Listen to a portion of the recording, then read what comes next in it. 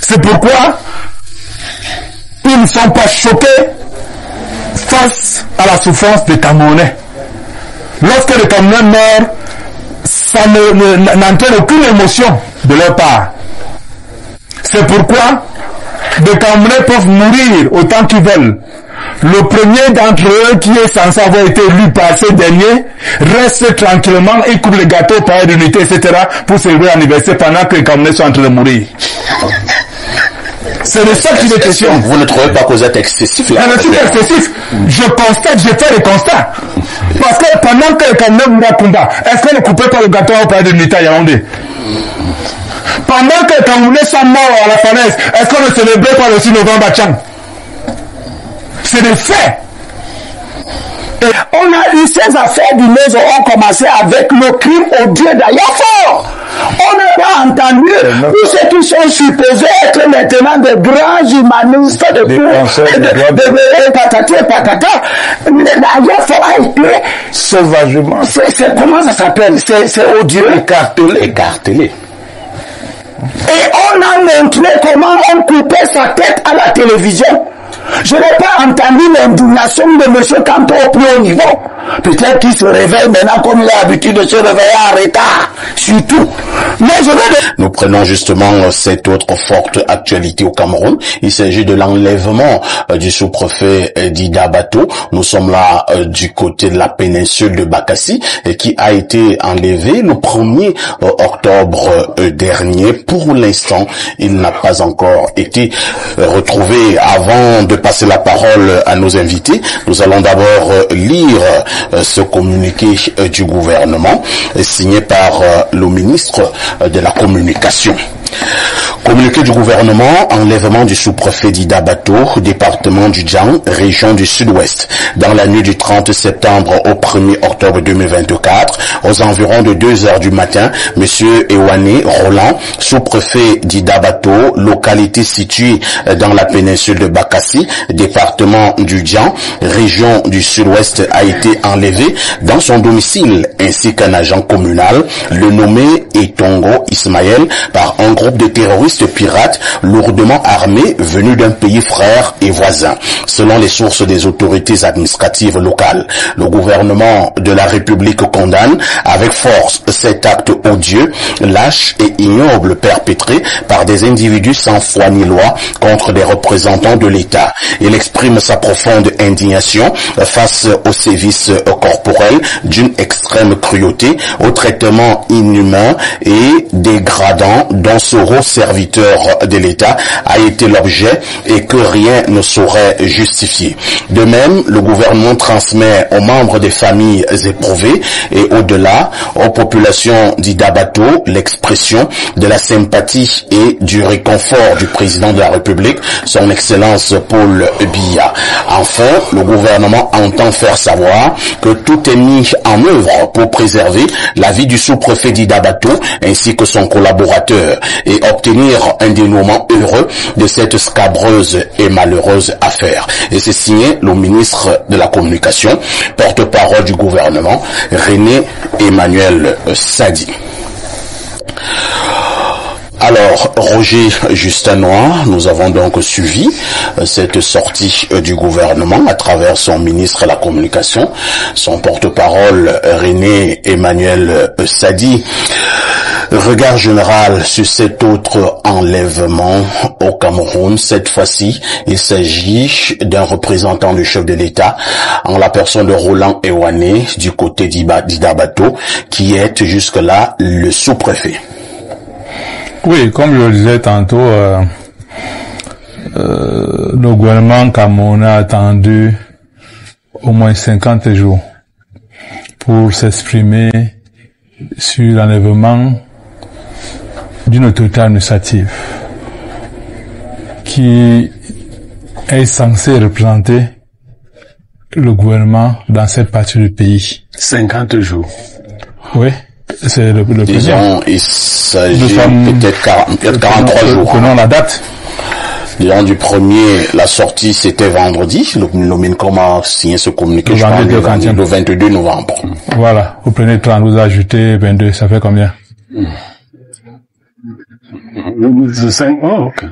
Non, c'est pas 42, c'est bien 50. C'est au moins, oui, c'est vous qui avez raison, justement. C'est au moins 50 jours. Vous avez raison, justement. Donc, le gouvernement réagit plus d'un mois et demi après l'arrestation de leurs représentants dans une partie du pays qui a été abandonnée. Parce qu'il faut le dire clairement, cette partie du pays a été abandonnée aux étrangers. Et on sait d'où viennent ces étrangers-là. Qu'est-ce que le gouvernement a entrepris dans cette partie du pays? Quelle est la monnaie qu'on utilise pour l'échange quotidien dans cette partie du pays? Est-ce que c'est le franc CFA? C'est le Naira. Mais ça veut tout dire.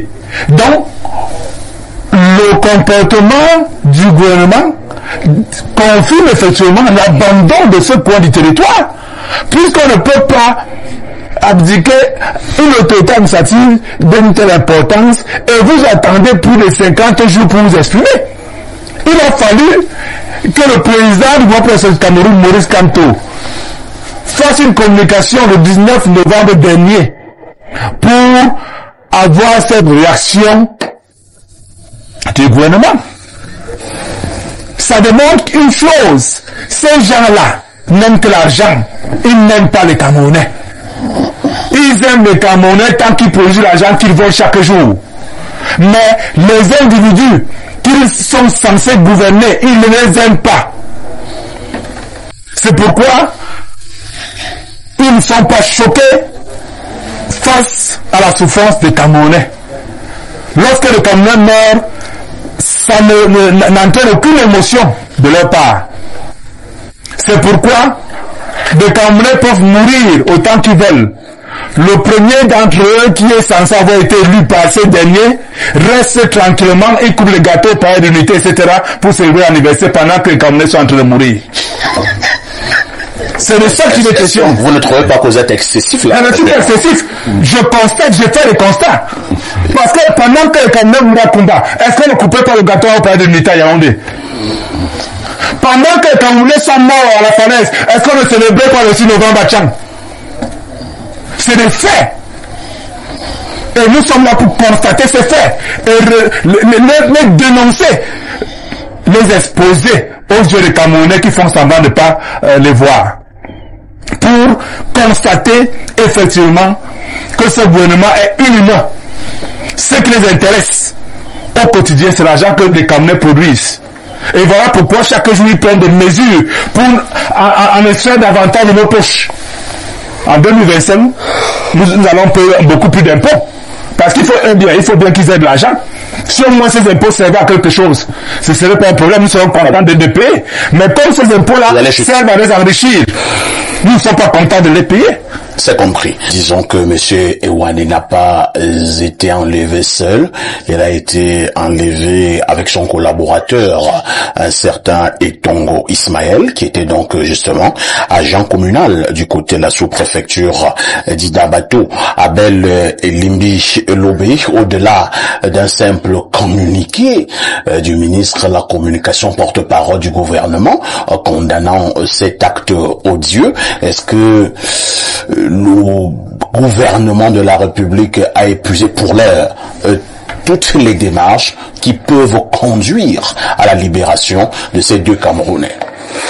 Je ne sais pas qu'est-ce que le gouvernement est en train de faire. Par contre, ce que je sais, c'est que la gestion des situations comme celle-là, où le grand banditisme peut se mêler à des activités politiques, à des mécontentements politiques, le grand banditisme peut instrumentaliser des revendications politiques qui peuvent être légitimes, et au nom de ces revendications, des grands bandits se mettent à poser un certain nombre d'actes, demander des rançons pour gagner de l'argent. Pour l'argent. l'instant, d'ailleurs, les informations que nous avons eues font état de ce que les ravisseurs demanderaient un peu plus de 400 millions de francs CFA. Voilà.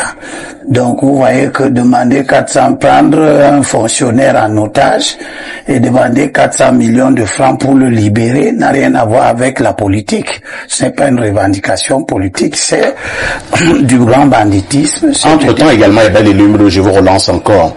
Nous prenons un cas, et le professeur donnera son avis dessus tout à l'heure. Si nous prenons le cas où ces ravisseurs demandent effectivement un peu plus de 400 millions de francs CFA, des groupes électrogènes, une dizaine de groupes électrogènes, ils ont sorti une liste là. Alors, si le gouvernement cède à cette demande, est-ce que d'autres ravisseurs, ou même les mêmes ravisseurs, ne vont pas avoir un appétit en se disant que bon, à chaque fois que nous allons enlever une autorité, on peut avoir beaucoup de millions, au bout de 2-3 mois, nous serons des multimilliardaires. Bien sûr qu'il y a cet aspect du problème que vous évoquez, qui n'est pas simple. Tout ça montre la complexité de la chose. Mais à côté de la complexité de la chose, je dois regretter l'instrumentalisation politicienne que veulent en faire certains professionnels politiques qui, à mon avis, nous mettent dans des fausses pistes, nous embarquent dans des combats, des comportements passéistes. Vous parlez de quelle instrumentation politicienne? Je parle du discours que M. Noah a tenu ici, une diatribe complètement sauvage et inutile. Les mots sont forts. Oui, ils sont d'autant plus forts que c'est MRC est libre de condamner à sa manière ce qui s'est passé à Bateau. Je n'ai pas dit, mais quand il condamne à sa manière, nous sommes aussi libres, et moi en particulier, de réagir à ta manière. De réagir à ma manière. Et on connaît ta manière. C'est pour dire que il faut être raisonnable. Ça. On sait que le Cameroun est mal gouverné. Mais utiliser tous les actes pour développer un discours où on se positionne comme le détenteur ayant le monopole de certaines valeurs contre le gouvernement où les gens n'ont pas du tout de valeurs.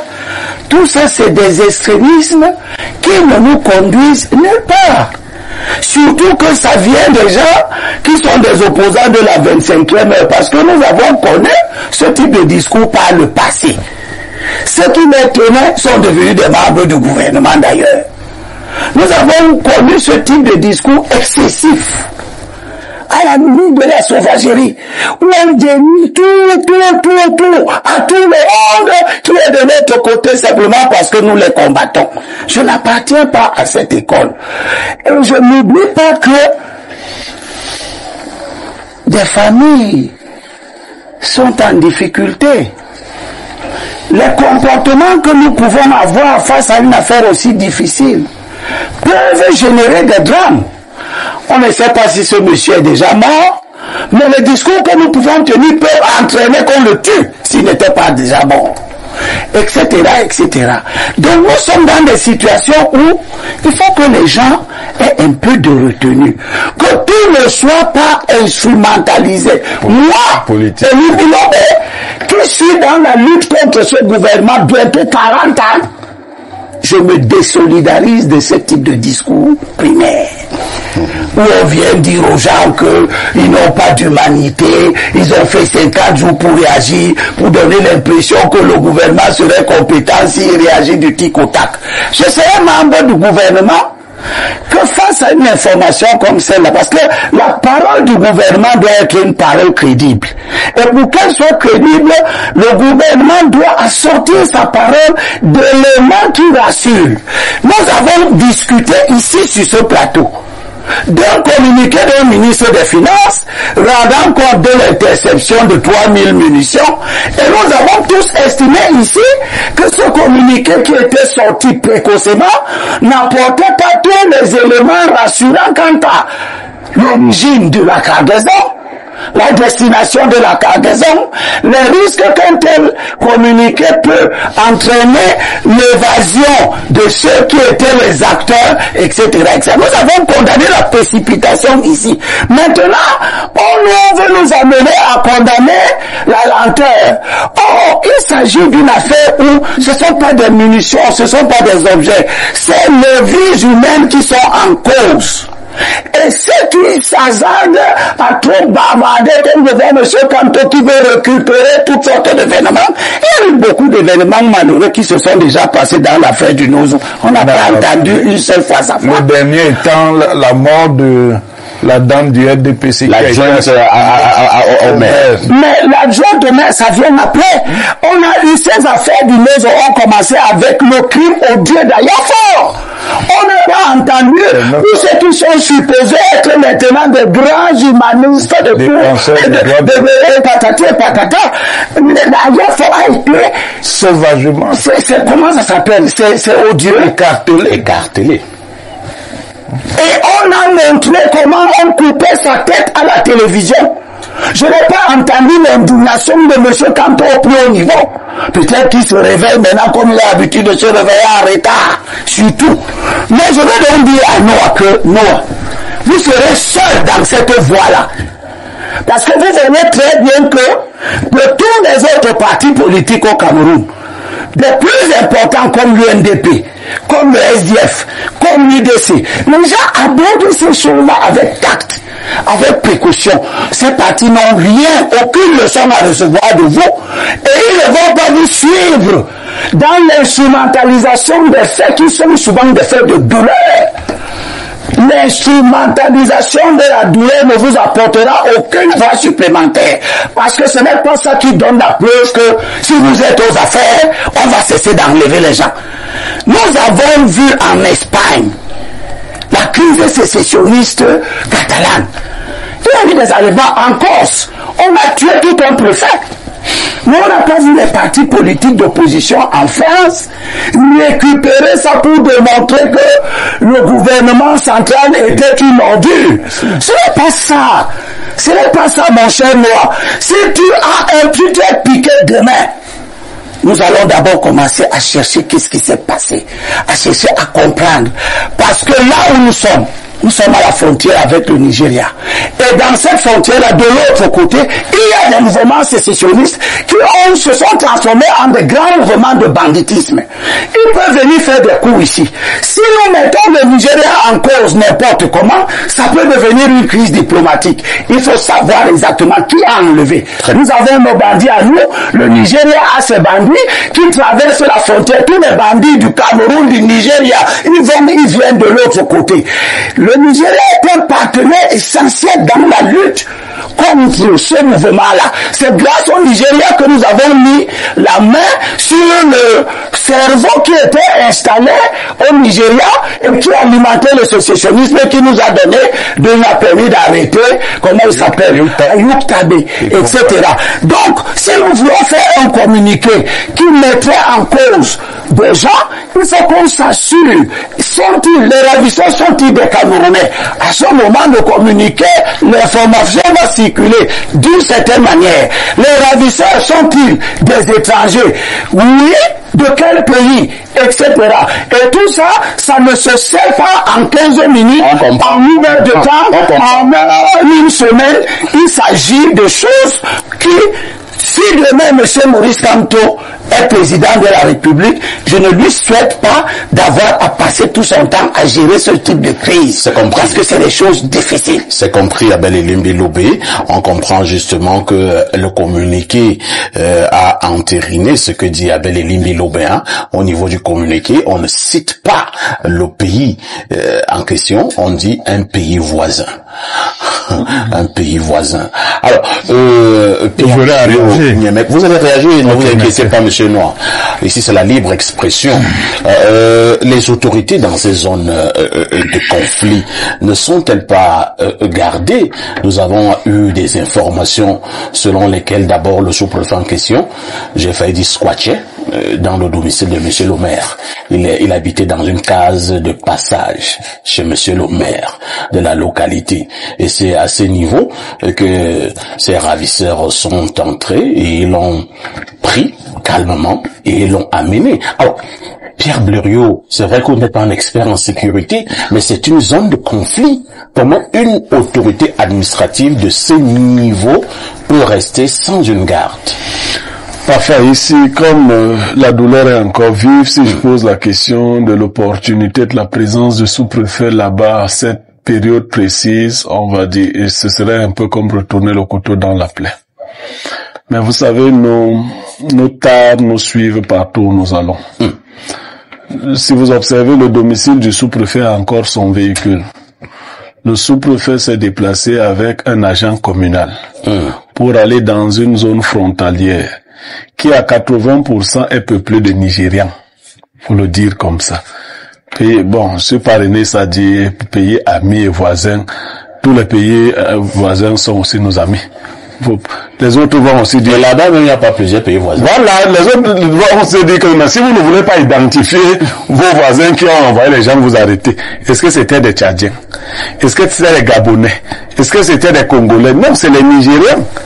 C'est eux-là qui nous discutent Bakassi.